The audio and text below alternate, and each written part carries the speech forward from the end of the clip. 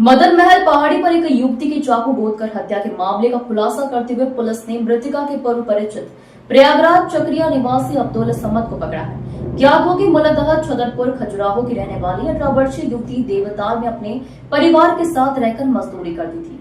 वह शौच के लिए गई थी, वहां उसकी हत्या हो गई थी।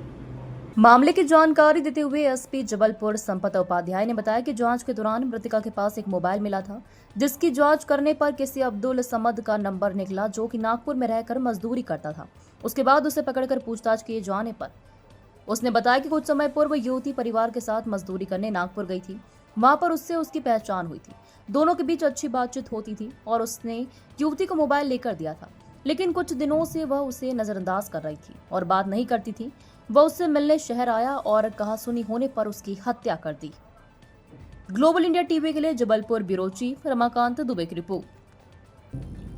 गढ़ा थाना क्षेत्र में एक दोपहर में घटना हुई थी 3-4 दिन पूर्व, जिसमें एक बालिका लगभग 18 साल उसकी उम्र थी। उसका शव मिला। परिवार छतरपुर का रहने वाला था, यहाँ रह के मजदूरी करता था। ये काफ़ी दिन में घटना हुई थी, पुलिस के लिए चैलेंजिंग था। वहाँ आसपास कोई भी ऐसा क्लू समझ में नहीं आ रहा था, लेकिन धीरे धीरे जाँच को आगे बढ़ाया गया और इसमें समझ में आया कि एक इलाहाबाद का रहने वाला युवक है, जिससे टच में लड़की आई थी। इलाहाबाद का मतलब बाहर का रहने वाला युवक है, नागपुरी और इलाहाबाद दोनों जगह उसका निमन था, तो उसके टच में रही है। फिर उसमें जांच पड़ताल की गई, जांच आगे बढ़ाई गई।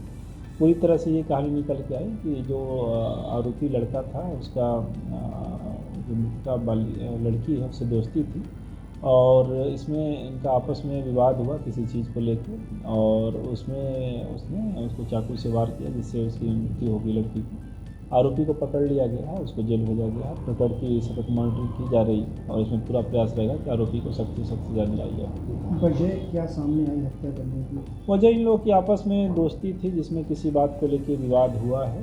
वो बातें भी जांच में है और जिसकी वजह से युवक ने प्रेस में आके उसको मारा। युवक जो हत्यारा है वो एक मुस्लिम समाज से आता है।